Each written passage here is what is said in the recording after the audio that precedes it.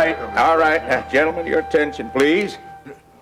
Jack, Bob, Earl, Alan. This is the first time that we've all gathered together here at Kingsley, and I can't tell you what a pleasure it is to see you four seated at this table, old friends in a new setting. It's a challenging and a new venture that we're all starting on. I congratulate you and your wives for having the courage to want to be a part of it. And now toast to our new corporation. May there be many bright and profitable years ahead for it and all of us. Gentlemen, Commonwealth Trans Express, on your feet. Hear, hear. Yeah. Well, well, gentlemen. Charles! Oh, please sit down. I'm sure I don't have to introduce myself. I certainly see a lot of familiar faces here. If I didn't know better, I'd swear that this was a board meeting of Carpenter Shipping. All right, Charles, what do you want? Oh, I came here to see all my very good friends. Jack, Bob, Earl, Alan, and last but by no means least, you, dear brother. I salute the lot of you. A smug, self-satisfied, illustrious bunch of traitors.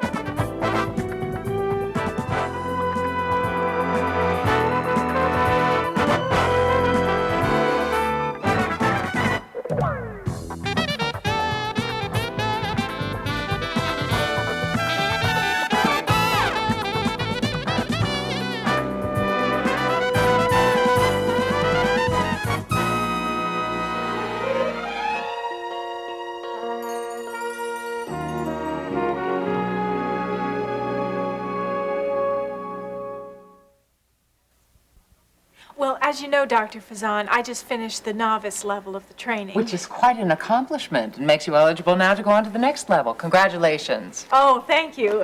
Well, actually, I don't think I deserve the congratulations because I enjoyed it so much. And I learned so much. I really did. I'm really very glad. No, I'm serious. And just to show you how serious I am, I will not fear anything. Fear is an obstacle of my own creation. I will not acknowledge that which does not affirm my inner self. By acknowledging something, I prove that it's true. And truth is only true as long as I perceive it as such. Well, that's very good. I will not accept that which challenges the revelations that I have been shown, because these revelations are the basis of a life of positive energy, and that positive energy is the basis of my life now. Therefore, it can't be blocked. The Novice Litany. Yeah, so the mental surveillance of obstacles, the MSO. You've memorized it. I'm very impressed. Oh, yes. Well, in fact, I know the whole thing. Therefore, it can't be blocked. This positive energy... Oh, yes. Well, that's really very good. And I'm very glad to see that you've learned it so well and so quickly. Well, this just goes to show you how much Domi really means to me. Yes, And that's Miss why Lawson, I felt that I really wanted to come down here and speak to you in person. Because? Well, because I'm at something of a dead end. A dead end? I don't understand. Well, I feel like I want to go on to the pilgrim stage. In fact, I feel like I need it. Oh, and I think you definitely do. That's quite obvious. You know, it's really gratifying to see that you've progressed so rapidly. I wish that all my Domi students were as receptive as you. But it's proving to be awfully expensive. Well, Miss Lawson, everything in this life that's important costs money, you know, and with something as priceless and as valuable as Domi... Yes, I know. I agree with you 100% that things do cost money. But the thing that I'm finding is I'm completely out of funds. Now, either I'm going to have to be able to work out some arrangement with you, or I'm going to have to just drop out of Domi altogether. Oh, boy. Slow down. What's the rush? I can't talk to you right now, Stacy. I've got to see the boss. McGovern, I'm afraid you're out of luck. What do you mean? He's gone to lunch or something? And he's got meetings after that, so he won't be back for a while. Oh, boy, this is great. That's just great. Why? What's up? You remember my friend I told you about in Chicago, Jim? Yeah, Chicago Sun-Times, so? So he's got wind of a scoop that could possibly, I mean, rock The whole Midwest Stock Exchange. I mean, that's if it's true. What is it? Well, now, it's not going to be announced until Monday. Right. But now, if Jim has his facts straight, Carpenter Shipping is going to be going under. Carpenter. As in Charles and Preston Carpenter Absolutely. Shipping? Right. But it seems that Preston has been out of it for some time right now, and Charles Carpenter is the only one that's left on the board. Well, so what happened? What did Jim say? This is what Jim had told me. It seems that 4 key management executives have resigned in the last 2 weeks, and that's not including Charles Carpenter. And rumor has it that the Sumner family, who's put all the megabucks into this big corporation, they're probably going to be pulling out too. Glad I don't have any stock in Carpenter Shipping. From what I understand, it's going to be belly up in no time. Sounds to me like 4 rats deserting a sinking ship. Now, it seems that Preston Carpenter has hired them to help him head up this new shipping company that he's planning to start right here in Kingsley. I'm serious. You're kidding. He hired them away from Carpenter Shipping? Now, look, I may be wrong, but I really get the feeling that Preston Carpenter has deliberately set out to ruin his brother. Now, I ask you, lady, is that a story or is that a story, huh? All right, Charles, you're out of order. No, you are out of order, Preston. Sit down. I have the floor. After all, these 4 people were recently employed by Carpenter Shipping. I think it's up to me to make sure that they get a proper send-off. Unfortunately, I don't have a supply of gold watches that are normally given out in recognition of faithful and loyal service. So in lieu of that, just a few words of thanks to each one of you. And I'd like to begin with you, Jack Lerner. How long has it been? I hired you straight out of college when you were so green you didn't know the difference between a rowboat and a barge. But you learned fast, didn't you? And you climbed your way to the top just as fast as you could. You didn't care who you pushed aside or how many backs you stuck knives into.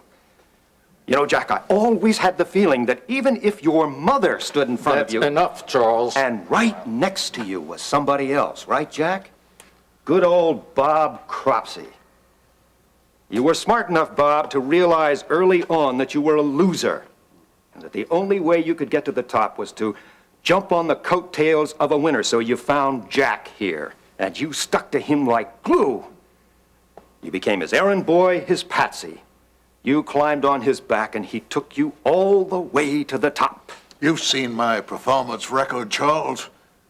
I think it speaks for itself. It certainly does, and it speaks with the words of Jack Lerner because he's the one who wrote it, so don't kid yourself.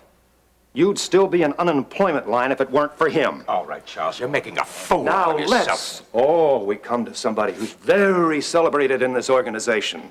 Earl Case. The only man who has had the distinction of being fired, how many times was it, from Carpenter Shipping? For improper conduct with anything in skirts that happened to wander into his office? I wonder how many corporate wives you use to convince their husbands to hire you back again. I'll bet there's quite a story there. There is. I like the ladies. But that's not the problem, Charles. The problem is they like me too. I can't fight them all. It's kind of amusing to see you laugh louder than anybody else, Alan. Maybe you could learn from your friend's experience and get his secret. How many wives has it been, Alan? 3 or 4? And from what I understand, they had very good reason to walk out on you, and it wasn't just because of your drinking either. I'll bet if the true facts ever really came Charles, out... enough. Oh, no, I haven't even started yet. Last but by no means least is you, dear brother, and I've got some parting words for you. So sit down, keep your ears open, and your mouth shut.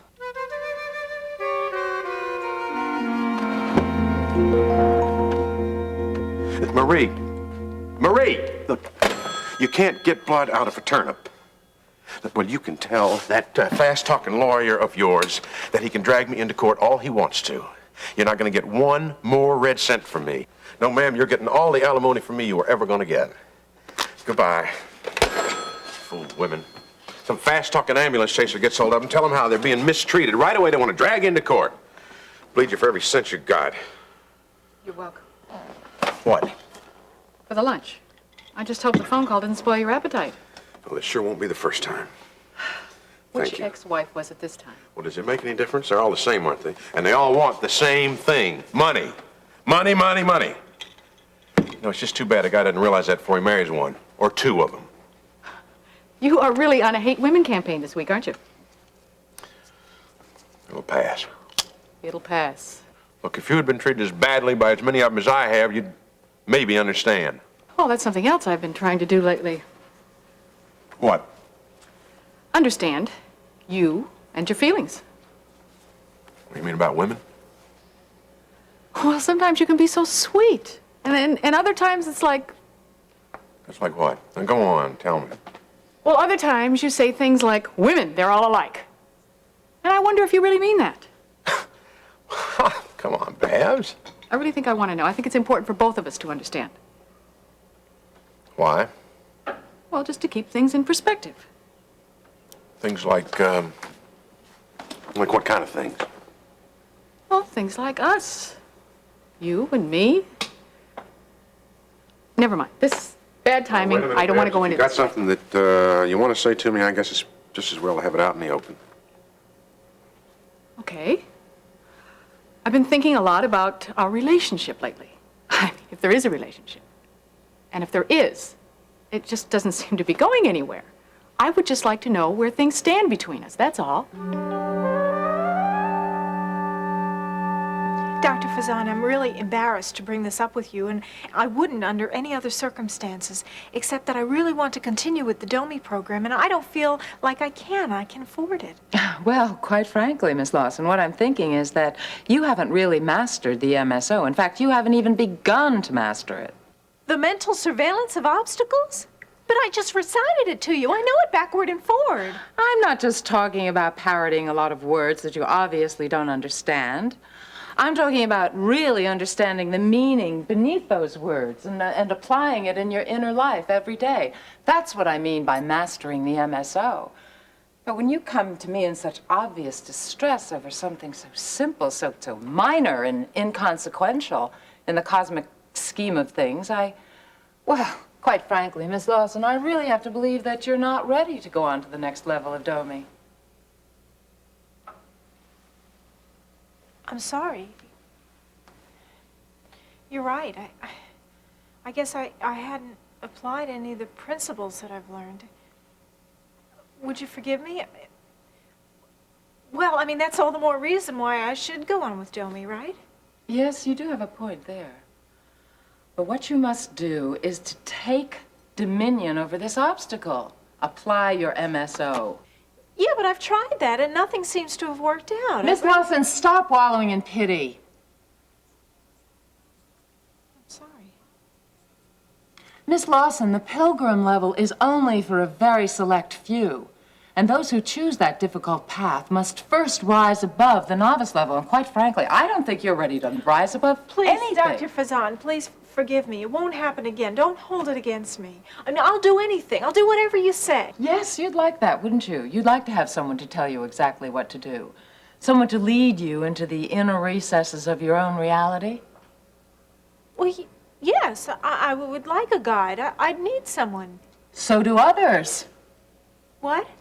It's really very simple. Just as you need DOMI and you need a guide, so do others. And just as I guide you, so you can guide others into the benefits of DOMI. And in this way, you can pay for your attendance. The fees that they pay will help to pay for your fees. Don't you see? So, in other words, I get like a commission for each person I brought in? Oh, well, that's great. I could do that. That's easy. Oh, my dear, I had no idea it was so late. But maybe you can come back tomorrow afternoon or in the morning and we can discuss this further. Yes, okay. Well, thank you so much, Dr. That's quite all Fazan. right, That's fine. Great. I We'll would just talk about it appreciate tomorrow and we'll see if you're really worthy of this honor. Just check with my secretary about Oh, the yes, time. I sure will, and I Yes. appreciate your Okay. time, Dr. Fazan. Thank you very much.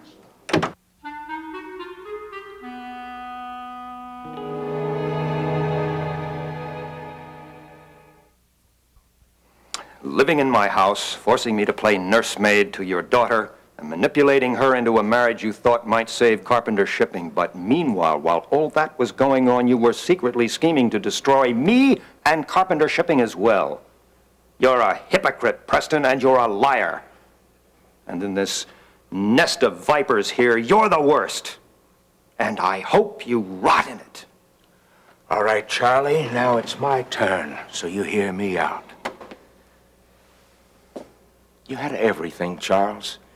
Background, brains, contact, a lovely wife, your own business, wealth, respected member of the community. You had it all, except one thing. Heart. You never had any heart, Charles, and you never will.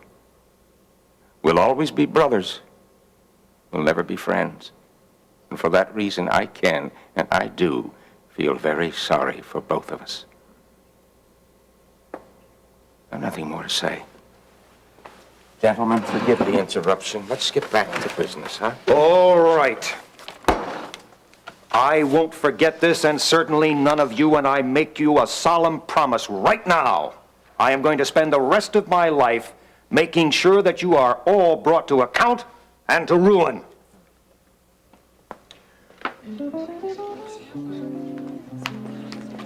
Mr. Carpenter, nice to see you again. Hello, Mr. Carpenter. You're the one who's responsible for all of this. I'm telling you, Stacy, by the time this story breaks, no one's gonna want to touch Charles Carpenter with a 10-foot pole. I don't know, Gene. He's got a few good years left, and with the name of Carpenter, with the life he's led. You're talking about the power and all that that's kept him going? Yeah. Well, that power and influence that he has is gonna be far out of his reach. Stacy, this could be the kind of thing that would really destroy Charles Carpenter. Yeah, well, like you said, this really isn't the time to go into it. No, Babs, just a second. You asked me a question, you deserve an answer. I want to give you one. You're so quiet for a minute there. No, I was just thinking. I was trying to put it in the right words. Already, I don't like the sound of it. I wish I'd never started the whole conversation. You do want me to be honest with you, don't you? Well, I think so. Yeah, I do. Well, the truth of the matter is that I've been thinking about it too, about our relationship. We do have a relationship then. Babs, what we have is a friendship. I hope that we can always be friends. Friendship. That's not quite the same thing as a relationship. No, it's not. But unfortunately, it's the best thing I have to offer right now. Now or ever? Babs, this is so hard. I wish I knew the right words. You're calling the whole thing off, aren't you? You don't want to see me anymore. No, Babs, it's not that. I want to see you, but as a friend. Not anything any more serious or involved than that. Oh, I'm sorry. All this time I've been hoping that, you made me think that we were... I don't think I ever led you to believe anything, Babs. I know I never made any promises. It's true that there was a time when I thought that, I hoped that we might... It just won't work. I see. Well, I'm sorry too. No, Babs, don't you be sorry. In the long run, you'll understand that this is best for you. Oh, Babs, you deserve somebody a lot better than me. Don't tell me what I deserve. I will be the judge of that, okay? You're just afraid. Babs, I'm a two-time loser. I'm no prize, not for any woman. And that phone call from your ex-wife didn't help matters either, did it? Oh, Babs, that didn't have anything at all to do with this. So what I'm talking about here is what we've discussed before. It's just my inability, my fear of making any kind of long-term commitment. I wish I could get over it. I've tried everything I know how to get over it, but it's still there. So you're trying to tell me that you want to spend the rest of your life alone? I can't look into the future. I don't know about that. I only know for sure that right now. The future doesn't include me. Or any future that we might have had together. Huh? I'm sorry, Babs. I'm really sorry. Do me a favor. Don't say another word. Just leave me alone for a minute, would you? I would just like to be alone for just a minute. Just get out of here for a minute.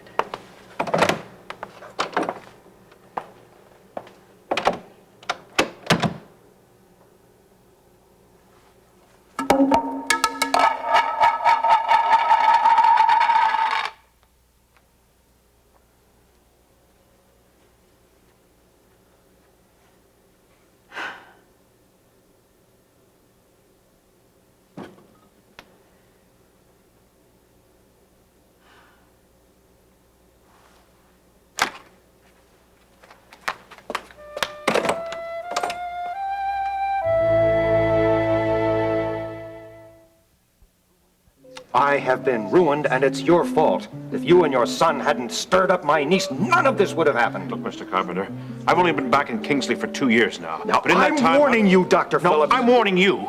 You started this by accusing Terry and Peter of being responsible for all of your problems. Well, that's true. They've been plaguing me for years with their sanctimonious... You've got nobody to blame but yourself. If you just stop and take a look at yourself, you'd...